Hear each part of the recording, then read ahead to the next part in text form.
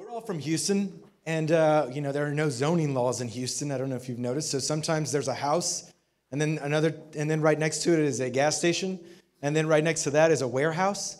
Have you guys ever noticed that? Yeah.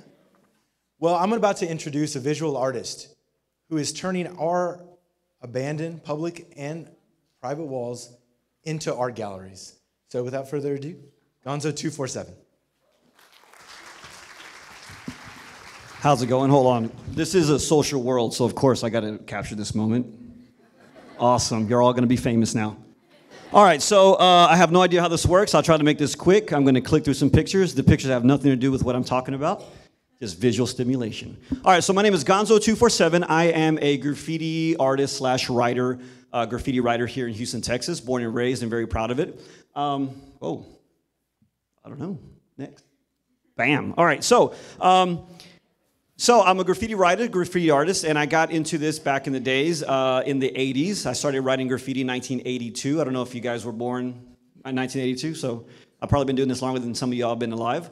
And so when I first got into it, you might say, oh, graffiti, that's cool, right? Well, back in the 80s, it wasn't cool. It was very still considered, against the law. It was vandalism. It was pretty much negative connotations around the entire thing.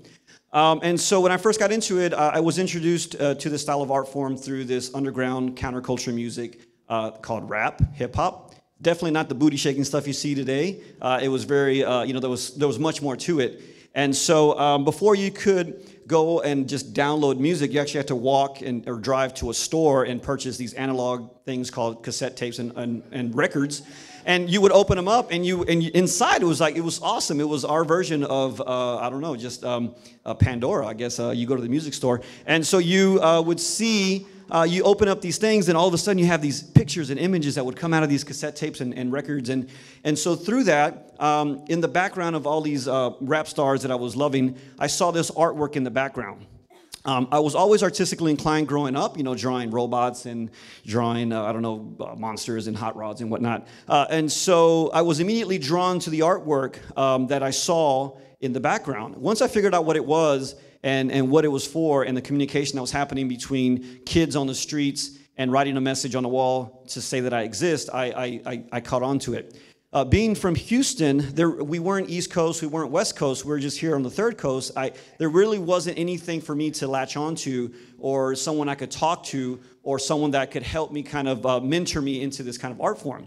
And so I had to take it upon myself to figure out, well, if I want to do this full time, I want to be an artist, how do I do that?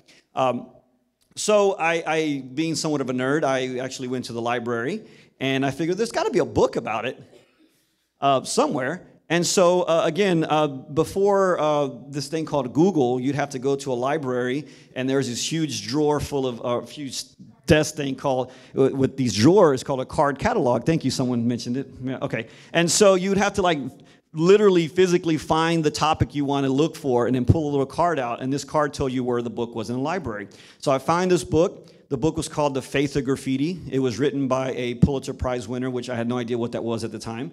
It was called The Faith of Graffiti. The Pulitzer Prize winner's name was Norman Mailer. And so I read the book, really inspired me, and it really kind of lit the fire for me to just keep digging for more information. Eventually, I ran across in certain libraries, they would bind magazines, periodicals by year into books. And so I went and I pulled every book of art in America, art news, all the art magazines from 1980 to 1989. And I went through every page because I knew at the time graffiti was coming off the subway trains in New York and onto walls and eventually into galleries. So I figured, I'm sure there's information there somewhere for me. So I felt like Indiana Jones and archaeologists flipping through all these pages, through all this history. And finally, I would run across an ad in a magazine from 1984 for a gallery in New York saying, hey, we are announcing this graffiti artist exhibition. So what I would do is I would actually write down all the information. I would write down the address, the phone number and whatnot. And I would go home with this whole list of addresses. And I would have to pull out a piece of paper and write a letter. I don't know if you heard me. This is before email. So I know it's hard to imagine, but the internet had not been invented yet. So we literally had to say, dear so-and-so, my name is Gonzo. I'm from Houston. I'm interested in this information that was published here. And so every day I would send out all these letters. And it's kind of like, it is like sending a note in the ocean, in a bottle. You just kind of have to wait and see what happens. Eventually, I started getting responses, and little by little, I started making connections with people abroad.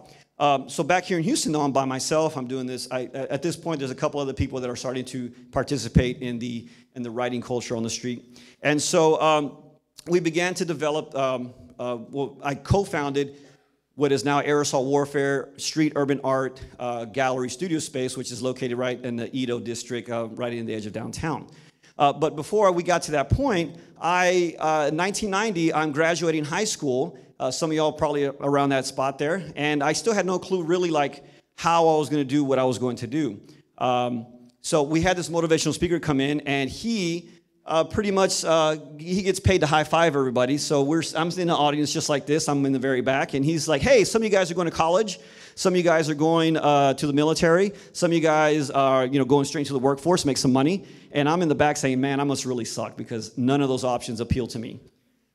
So he went on and on and on. And finally, he said something that really struck a chord in me. And I'll ask you the same thing he asked me, and hopefully this will change something with you. But he said, before you go off and do whatever it is you plan on doing for the rest of your life, I'll ask you one question. He said, what's the one thing that you love to do so much that you're willing to do it for free? And of course, I said, well, graffiti, that's what I do anyway, and I'm doing it for free. He said, well, whatever you're thinking about, you should consider that as a career. And that really blew my mind. And so after everyone was done and everyone left, I went down and said, hey, I'm a graffiti artist. I'd like to do that for a living. He said, sure, you can do that as a profession. And for someone who had no idea who I was to validate me and say, yeah, sure, you can do it, it really motivated me to continue with that search and that struggle of trying to figure out how to do this professionally. And so the next thing I did is, again, going back to, this is my studio, by the way. So the next thing I did is going back before the internet, I found this thing. Some of y'all might notice, y'all might see this at your house, but it's a book. It's not the Bible, but it's about that big, and it's got a bunch of yellow pages in it. It's called the Yellow Book. That was our Google back in the days. And so I literally opened up the book, and I found the section that said art galleries and museums in Houston, and I literally went and drove to every location that was listed in the yellow pages. I would show up, say, hey, I'm Gonzo, I'm a graffiti artist, I'm super cool, I want to have a show here, what's up? Well, let's make some money. And so, a lot of people just said, no, graffiti's not an art, you're a vandal, you're a thug, I'm calling the cops, get out of here. And I was thinking, whoa, okay, it's not going to be as easy as I thought. And so literally every door that I knocked on, the door got slammed in my face. And so I through trials and tribulations and struggles, I had to figure out, well, how can I make this happen? Eventually, I figured out it might be nice to call ahead of time and say, hey, can I make an appointment? The other thing I realized, it might be good to actually show up with some artwork, portfolio, something to show them, not just expect it. So eventually in 1993, we had the very first graffiti art exhibition in Houston. It was called Bombs, Burners, Scribbles, and Tags, and we've been going nonstop since. So through that, we opened up a studio gallery space where we cater to the street and urban art culture. We really like to encourage the next generation to come up. The thing is, though, it didn't happen overnight for me. A lot of people see who I am and what I do, and they figure, oh, man, you've made it. You've got it going on. But they don't really see that the last 25 years has been, constant trial and error, constant trying to figure out how is the right thing to do this. And so you have to be able to learn how to fail. We come from a society, or nowadays, is kind of the mentality is a couple things. One, I want to be a viral video, right? Everyone wants to make that viral video. It's going to blow them up overnight. Everyone wants to have that overnight success and just become rich and famous, and nobody wants to put in the hard work. If you really want something, you have to really work to get it. And if it's too easy, then challenge yourself because you're doing something wrong. So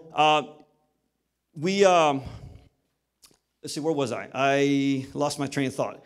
It's okay. So going back to overnight success, trying to do things too quickly, not knowing how to fail is really important. For every time you fail, you kind of learn something about yourself. You learn something about the situation that put you in that, and then you learn from it, and then you don't repeat that mistake. It becomes a lesson, and you can move on from there. I've had many failures throughout my life. The cool thing is that most people see all the successes that I put out there, but for every one success that I have, There's been, countless failures that I've learned and used as stepping stools to get me to the point where I can create something awesome and kind of bring that to the surface so people can see what I've been working on. So pretty much, you also have to take in consideration the people that you surround yourself with.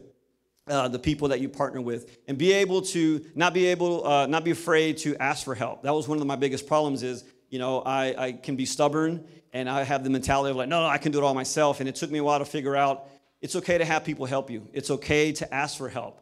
I think that had I actually swallowed a little pride a little earlier in my life, I could have probably been a lot further than I am today because I was too stubborn to really accept people's offers or really reach out and say, hey, you know what, I really can't do this. I really do need your help. The other thing is you have to also, just in the time that I've been doing what I do, I realize that you also have to believe in yourself. As a kid with a can of spray paint wanting to be a graffiti artist, that wasn't really happening like it is today. And so I just kind of had to believe that it could happen. I had to kind of want it and will it to happen. A lot of times if you really have that desire for something super, I have a friend of mine that says, I want to design video games. I thought, well, this is like 10 years ago. Okay, whatever. But, he struggled and he worked hard on it. Now he's designing video games. I didn't even know that was something you could do, like graffiti. I didn't know you could do that for a living. And so you have to really constantly be on top of who you are, where you're at, what your surroundings are, and work really hard. Now, when I found, in 1990, when I realized I wanted to be an artist, I was really excited because my parents were kind of bugging out. My parents immigrated here from Mexico. Obviously, they wanted a better life for me or for my family. And so they had these aspirations. You're going to go to college. You're going to be a doctor or a lawyer. You're going to be something. And when I came home excited in 1990, I told my parents, guess what? I know what I'm going to do. They said, oh, what? Yeah, mijo, what are you going to do? And I said, I'm going to be an artist. That's what I heard. What? Artist? And I said, yeah, I'm going to be an artist. I said, no. Art is not a career. Be a doctor, be a lawyer, be something else. Art is a hobby. Art is what you do when you come home from your real job. And so my parents, I can't say that they were fully supportive of what I was doing. Eventually, I did get the support. But the thing is, a lot of times, people, if they don't get the reaction they want, they give up. If they don't get the reaction from their parents or from their peers or people that support them, they figured, okay, whatever.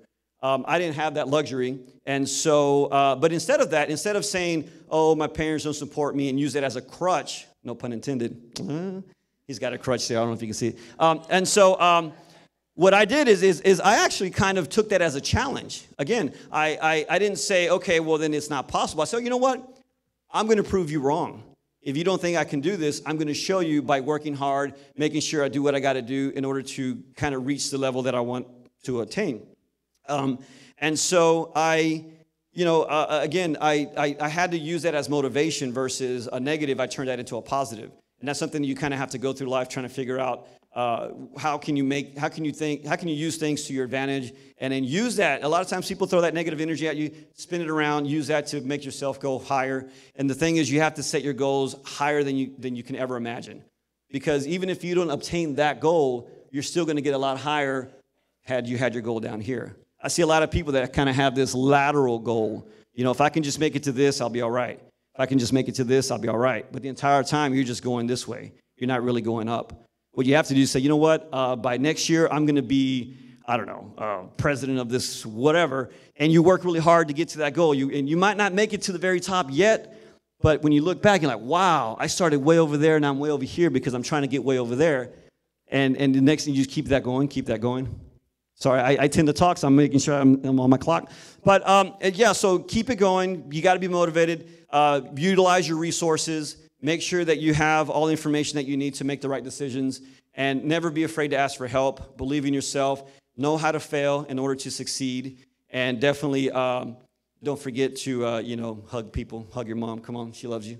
And family is important. Your parents are important. I like that. Your parents are important, and they mean well for you, and definitely you have to also consider that the wisdom that can be handed down. Another thing that it took me a while to figure out that older people can be wiser, and you can learn from people's mistakes and save yourself a lot of time.